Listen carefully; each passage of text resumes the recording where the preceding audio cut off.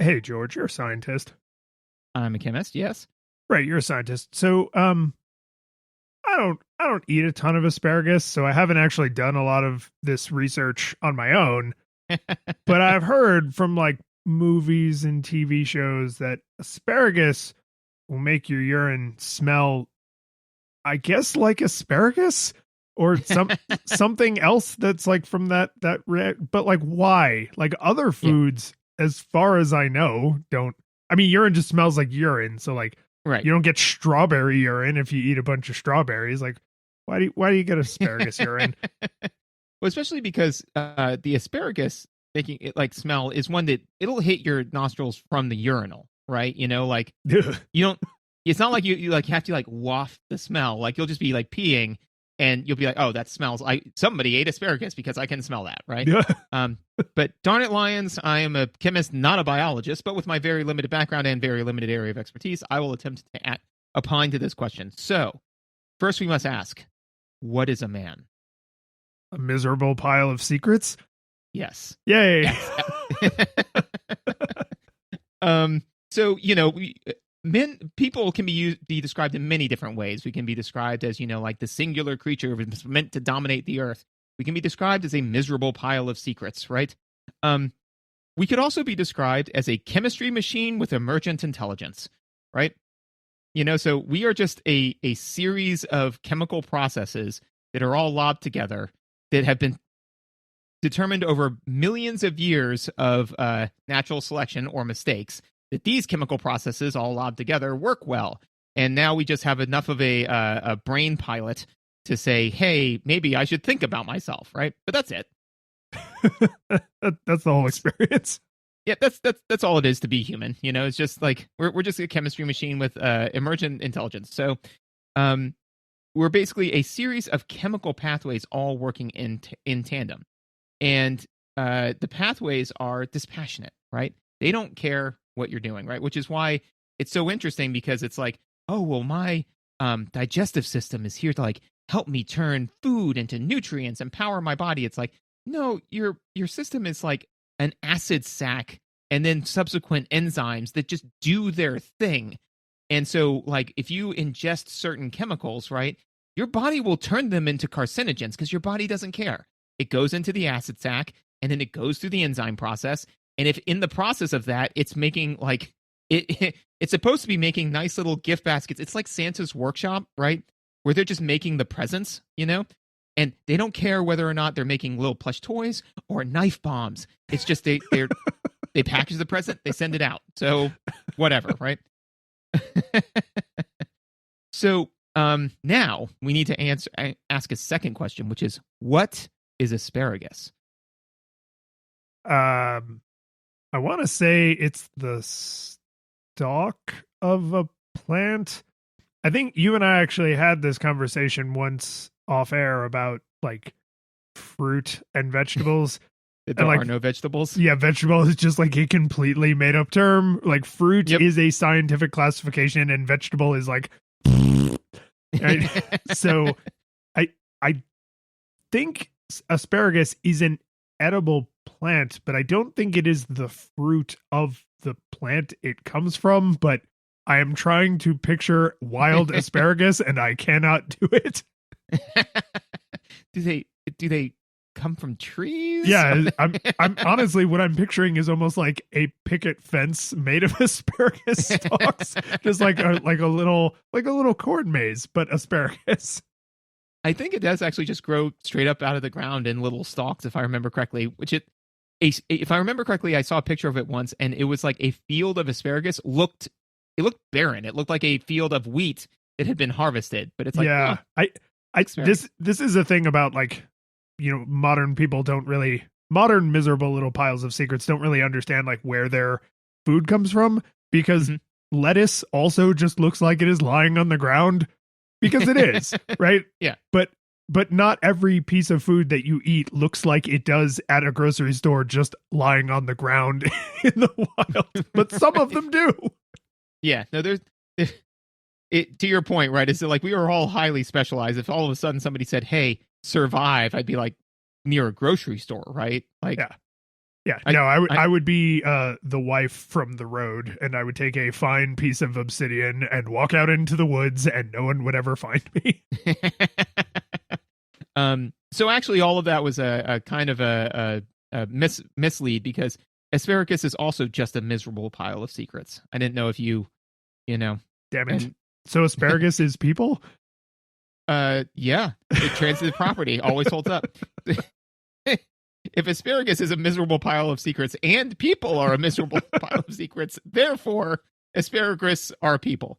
So no, it's basically a pile. What asparagus is, and food in general, right? It's a pile of dead cells that we cannibalize into food, right? So with our acid sacs, exactly, with our acid sacs that then lead to the food conveyor belt, right? The enzyme conveyor belt. Yeah, that might not be a great description of the small intestine, but whatever. Anyway, so so it's a pile of dead cells that we can cannibalize into food. So again, asparagus is also dispassionate, and most importantly, asparagus is the star of its story, right? It's not sitting there thinking like, man, how can I make it so that way I'm more likely to be eaten by these jerks, right? It's got its own stuff going on. So basically, what our body is also to a degree is like, we're, basically taking the ruins of an ancient civilization and like trying to repurpose it, right? So like the asparagus has all of its cells and ATP, and we're kind of like, okay, we're going to go scavenging for that, because plants are the only heroes on Earth. They take energy from the sun, and they work hard and diligently and turn that energy from the sun into biological energy that can be used. The rest of us are just stealing. We're all vagabonds, just ripping ATP from anywhere we can, right? So, because that's what heroes do. So I say all of that to say that one of the things that that asparagus has, is a compound called asparagustic acid. So you can kind of guess like which they found first, the chemical or it in asparagus, right? Wouldn't it'd be wild if it was the other way though, wouldn't it? Like asparagus didn't have a name, and then they found the acid and they're like, asparagustic acid. And then they're like, but what should we call where it comes from? I mean, I guess just drop the asparagus. Asparagus works. Yeah, that'll do. Okay, everybody go home. So what is asparagustic acid? Well, first of all, it is organic, and it is 1,2-diethylene 4-carboxylic acid. Yep. Got it? Yep. No follow-up. So when a layperson hears acid, and I count myself among this, right? Like when a layperson hears acid, you think like acid, like right. Aliens spitting, burning infinitely through the side of the starship, right? But anything that is slightly more acidic than water technically counts as an acid. Like if it is acidic at all, is it an acid? Well, so things are acidic if they're proton donors, and things are basic if they're proton acceptors, right? And then the strength of the acid is how willingly it gives up that proton. So it's measured on a scale of 1 to 14, right? Yeah, the pH scale. Correct. Which is the proton homie scale, right? Because it's like it's how easily it gives up or takes in a proton. That's what that stands for now. Yeah, it's a proton HMO, right? Yes, agreed. Cosine all of that. So basically, is if something has a pH of 7, it is as likely to give up a proton as it is to accept a proton, which is what water, right? But as you get further down the scale, it gets more and more acidic, which means it's more and more aggressive at giving up, being willing to give up that proton. And again, since chemistry and the universe is dispassionate, like everything in your body is set up to do things a certain way because it's easiest for that chemical pathway to go. If all of a sudden you add acid and your body says, sweet, protons, that's what I always wanted, and I don't have to get them from this high energy place, I can just get them from this acid you poured on me. Right? Then the acid rips through your body, destroys everything because your body doesn't give a crap, and the acid doesn't give a crap, only you give a crap. So one of the interesting things is that, so the 1,2-diethylene 4-carboxylic acid, right? One of the things we talked about in another episode is that all of the words, they have meaning. but they normally refer to like they tell you stuff about the structure, right? So the carboxylic acid means that it has a carboxylic acid group, right? And so like citric acid, if I remember correctly, has a carboxylic acid group to it. So like tends to be a more organic acid, can be a little bit weaker, right? But one of the so it means that there's a carboxyl group in acid form. One of the interesting things that I think is fascinating is that if it was in the base form, so if it's already given up its proton, you add it becomes a carboxylate. So which is why you have so normally you say, like, for example, if this was in its if it was in its basic form, it would be 1,2-diethylene for potassium carboxylate, right? Because you name what's the ion that's with it and then the carboxylate, right? So, for example, one of the famous ones is potassium benzoate. Is bad. It is bad, and you do not want it in your Frogurt. No, exactly, which is good.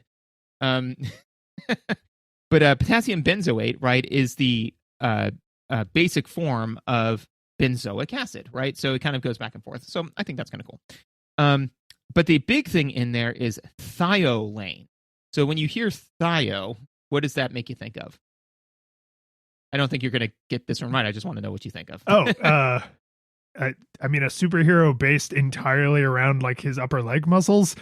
like Thio, like Lion-O. Here to save the day. Yeah, like Lion-O. So it's because Lion-O is a lion superhero. Yeah, this is a thigh-based superhero. It's obvious. Yeah. Jeez. Yeah, it all adds up. I mean, I'm right there with you. So thio specifically means it normally has sulfur in it, right? And yeah, it'd be too easy to just use the word sulfur. How will we denote that this contains sulfur? Thio. Well, I think somebody said, how can we denote that this has sulfur in it? Because like we could call it like sulf or something. It's like, but how do we make sure that only people in our club know these words? Yes. Thio. Let me get my thesaurus of keep people outside. Yeah, it's just a giant book that says gatekeeping. So that's the thing. Is it has sulfur in it, right? And but then the question is, why doesn't asparagus smell? So sulfur famously smells terrible, right? Yeah. What does sulfur smell like? Rotten eggs or hell. Wrong. Sulfur smells like nothing. So what? Haha. but years of not experience but pop culture knowledge has told me that they put sulfur into gas lines so that if you have a gas leak, it smells like rotten eggs. They put sulfur-based organics in gas lines. So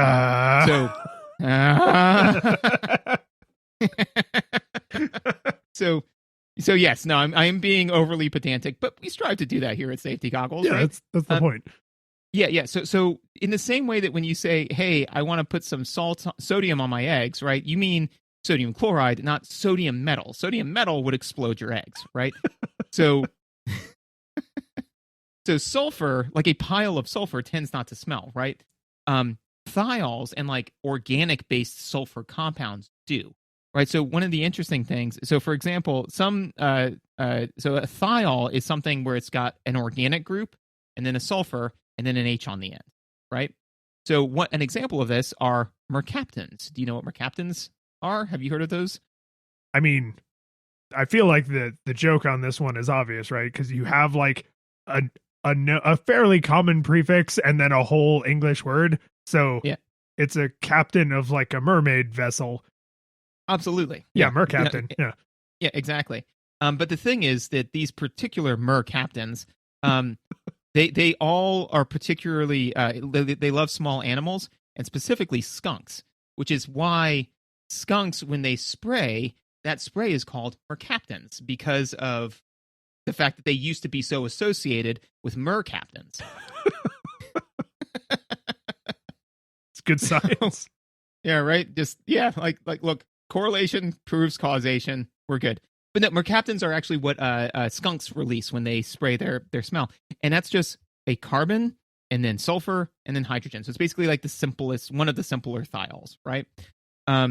So the interesting thing is that when the the sulfur-based organic compound is in the asparagus, it's a sulfur bound to a sulfur bound to a whole bunch of other stuff, right? So because it's not a sulfur bound to an organic bound to a hydrogen, it doesn't smell, right? It has the sulfur in it, but we can't smell it because it's all bound up.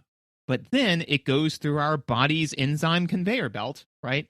And specifically the acid in your stomach breaks all of that apart.